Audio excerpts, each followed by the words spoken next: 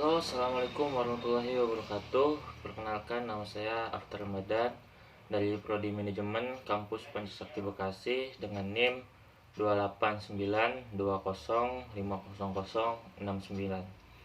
Di sini saya akan mengerjakan tugas ujian tengah semester saya di mata kuliah pengantar akuntansi dengan dosen pengampu M. Gana Mahendra, SE, M. AK, CA. Di sini saya akan menjelaskan yang pertama, siklus akuntansi, yaitu suatu proses dalam membentuk suatu laporan finansial atau keuangan perusahaan yang bisa diterima dan dipertanggungjawabkan. Menurut Harnanto 2002, siklus akuntansi yang lengkap terdapat 11 tahap, tetapi 2 tahap diantaranya bersifat opsional. Yang pertama, tahap identifikasi transaksi.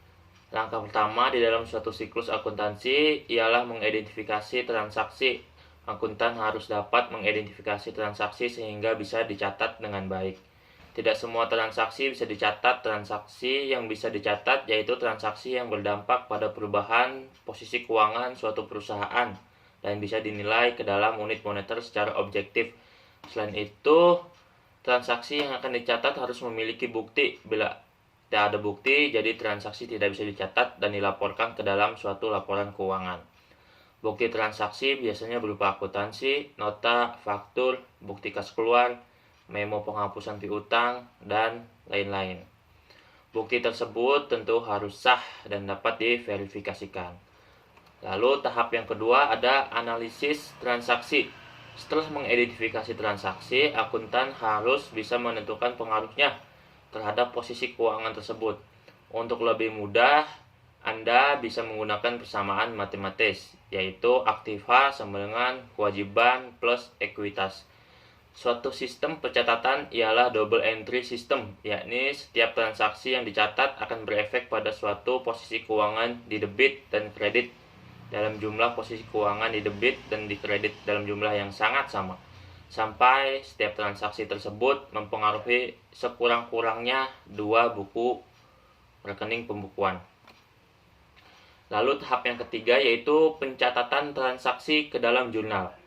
Setelah informasi transaksi dianalisis, selanjutnya dicatat secara beruntut di buku jurnal. Jurnal merupakan suatu catatan kronologis tentang transaksi-transaksi yang akan terjadi dalam suatu periode akuntansi. Proses pencatatan transaksi ke dalam jurnal disebut juga penjurnalan atau journalizing. Terdapat 2 macam jenis jurnal, yaitu yang pertama jurnal umum dan yang kedua jurnal khusus. Jurnal umum yang lebih diketahui dengan istilah jurnal saja biasanya pencatatan suatu transaksi yang dimasukkan ke dalam satu rekening yang di debit dan satu rekening di kredit. Lalu yang kedua itu jurnal khusus. Jurnal khusus dilakukan untuk meningkatkan efisiensi pencatatan terhadap suatu transaksi yang berulang. Misalnya saja seperti jurnal penjualan, jurnal pembelian, jurnal penerimaan kas, dan sebagainya. Lalu tahap yang keempat yaitu dimasukkan ke buku besar. Langkah selanjutnya ialah memposting transaksi yang telah dicatat di dalam jurnal ke dalam buku besar. Buku besar merupakan suatu kumpulan rekening pembukuan yang masing-masing telah digunakan untuk mencatat suatu informasi tentang aktiva tertentu. Pada hakikatnya, suatu perusahaan memiliki daftar susunan tersebut, yaitu rekening buku besar yang dinamakan chart of account. Dari masing-masing rekening tersebut biasanya diberi nomor kode, karena akan memudahkan dalam mengidentifikasi dan membuat course reference dengan pencatatan transaksi di dalam jurnal tersebut. Lalu tahapan yang kelima yaitu penyusunan neraca saldo. Neraca saldo merupakan suatu daftar saldo rekening buku besar pada periode tertentu saja. Cara menyusun neraca saldo ialah sangat mudah. Anda hanya harus memindahkan saldo yang ada di buku besar ke dalam neraca saldo untuk disatukan menjadi satu. Saldo di neraca saldo harus sama jumlahnya. Bila jumlah saldo debit tidak sama dengan jumlah yang ada di dalam kredit, bisa dikatakan bahwa neraca saldo tidak seimbang atau tidak sama dan masih ada kesalahan. Bila demikian, maka seorang akuntan harus mencari kesalahan yang terjadi sebelum laporan disusun.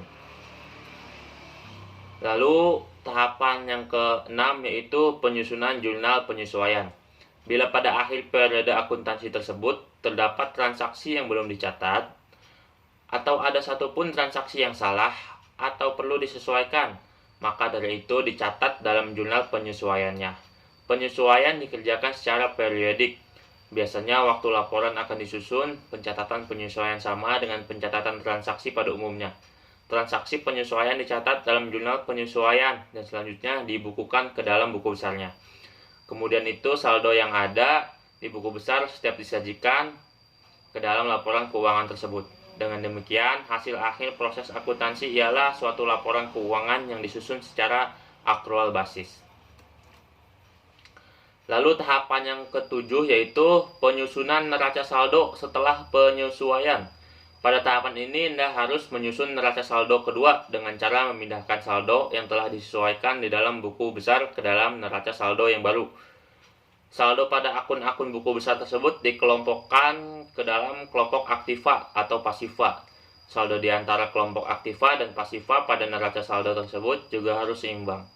Tetapi ingat bahwa saldo yang seimbang belum tentu juga benar, tetapi saldo yang benar sudah pasti akan seimbang. Lalu tahapan yang ke-8 yaitu penyusunan laporan keuangan. Dari informasi di neraca saldo setelah penyesuaian tahap selanjutnya yakni menyusun suatu laporan keuangan. Laporan keuangan tersebut yang disusun sebagai berikut. Yang pertama, laporan laba rugi digunakan untuk menguraikan kinerja suatu perusahaan. Yang kedua, laporan perubahan modal digunakan untuk memeriksa perubahan pada modal yang telah terjadi. Yang ketiga, neraca juga dapat digunakan memperhitungkan likuiditas, solvensi, dan fleksibilitas. Lalu yang keempat, laporan arus kas juga digunakan untuk memberikan suatu informasi yang relevan mengenai kas keluar dan kas masuk pada periode berjalan. Lalu tahapan yang ke-9 yaitu penyusunan jurnal penutup. Setelah membuat suatu laporan keuangan, seorang akuntan harus dapat membuat jurnal tertutup. Jurnal penutup yang hanya bisa dibuat pada akhir periode akuntansi saja. Rekening yang ditutup yaitu rekening nominal atau rekening laba ruginya saja.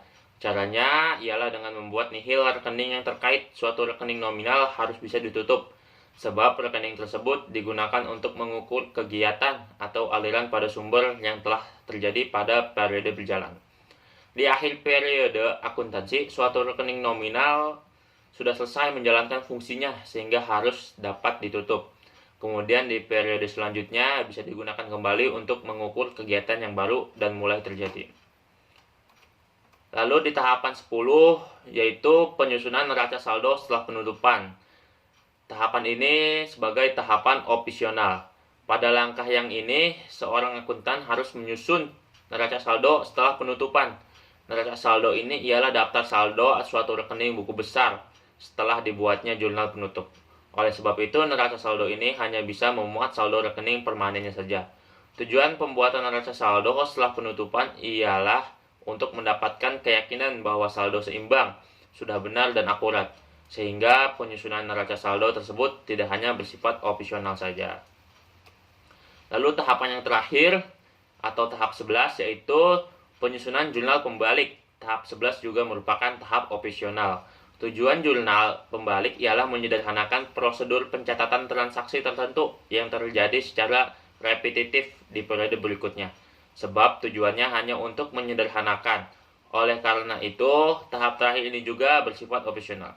Jurnal pembalik biasanya dapat dibuat di awal periode berikutnya. Caranya adalah dengan membuat jurnal pembaliknya dari jurnal penyesuaian yang telah dibuat. Dengan demikian, membalik akun yang telah dibuat pada jurnal penyesuaian dari yang awalnya debit menjadi kredit, dan yang awalnya kredit diubah menjadi debit. Lalu, selanjutnya saya akan membahas jurnal umum. Jurnal umum bukan hal yang asing bagi seorang akuntan. Jurnal umum merupakan bagian dari akuntansi. Bagi seorang akuntan, contoh jurnal umum sangat penting untuk memberi laporan transaksi keuangan secara kronologi pada perusahaan. Jurnal umum akan mencatat transaksi dengan rinci, mulai dari tanggal, nama transaksi, jumlah atau nominal, dan keterangan lainnya. Untuk membuat jurnal umum, kita harus bisa memperhatikan ketentuan-ketentuan dalam persamaan dasar dan siklus akuntansi. Meskipun Anda hanya membuat contoh jurnal umum, tetap saja ketentuan persamaan dasar akuntansi perlu Anda tetapkan. Karena tidak heran jika ada beberapa orang, terutama yang tidak memiliki ilmu akuntansi, akan merasa kesulitan untuk membuat jurnal umum. Apa sih jurnal umum itu? Jurnal umum ialah sebuah jurnal yang dipergunakan untuk tempat melakukan pencatatan bagi segala jenis bukti transaksi keuangan yang muncul akibat terjadinya berbagai transaksi keuangan perusahaan dalam suatu periode tertentu. Pada umumnya, jurnal ini dipergunakan dalam akuntansi perusahaan jasa karena pada prinsipnya segala transaksi dalam perusahaan jasa dapat dicatat secara kronologis. Sedangkan pada akuntansi perusahaan dagang lebih efektif menggunakan jurnal khusus. Tahapan membuat jurnal umum. Tahapan ini memiliki 4 tahapan. Yang pertama, pahami persamaan akuntansi. Untuk membuat jurnal umum dengan benar, maka langkah pertama yang harus Anda lakukan adalah memahami persamaan akuntansi, persamaan dasar akuntansi. Yang kedua, kumpulan bukti transaksi. Jika langkah pertama berupa pengetahuan, maka langkah kedua ini merupakan langkah langsung dalam praktik. Untuk dapat menuliskan transaksi pada jurnal, maka Anda harus memiliki bukti transaksi. Bukti transaksi merupakan dasar yang sangat penting untuk pencatatan sebuah transaksi pada sebuah jurnal. Karena tanpa adanya bukti transaksi tidak dapat dicatat pada jurnal. Oleh karena itu, pastikan Anda memiliki bukti transaksi yang akan dicatat dalam jurnal umum, seperti nota, faktur, akuntansi, invoice, dan lain sebagainya. Yang ketiga, tahapannya yaitu identifikasi transaksi. Langkah selanjutnya, mengidentifikasi transaksi. Tidak semua transaksi dapat dicatat. Transaksi yang boleh dicatat yakni transaksi yang mengakibatkan perubahan posisi keuangan dan dapat dinilai dengan satuan moneter. Oleh karena itu, Anda harus mengidentifikasi transaksi sebelum melakukan pencatatan, sehingga hasil pencatatan nantinya benar. Lalu tahapan yang terakhir yaitu pencatatan jurnal umum. Proses pencatatan transaksi ke dalam jurnal disebut dengan penjurnalan.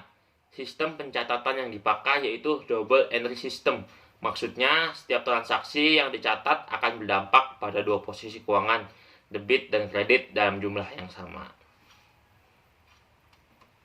Ya, mungkin itu saja penjelasan mengenai ujian tengah semester saya. Terima kasih sudah menonton. Jangan lupa like and subscribe-nya, dan jangan lupa juga untuk memfollow akun Instagram saya di @afterramadan.